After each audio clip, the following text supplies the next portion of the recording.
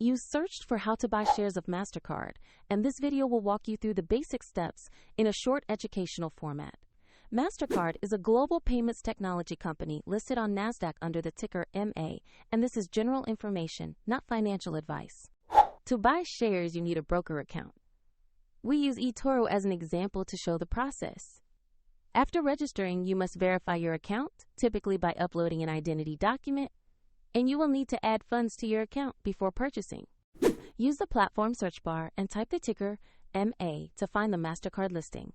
Make sure the result identifies Mastercard on NASDAQ so you choose the correct asset. Open the Mastercard asset page to read the company summary and view the price chart on the platform. Confirm the symbol MA and the NASDAQ listing to ensure you are on the right page. Tap Invest or Buy. Enter the amount you wish to allocate, then review the order details including order type and any fees before confirming. If the market is closed, your order may be queued until trading reopens, and if you lack sufficient funds, the platform will prompt you to add money before it finalizes the trade. After execution, your position will appear in your portfolio view so you can monitor it. Check the video description for a link if you want to follow the same steps on the example platform.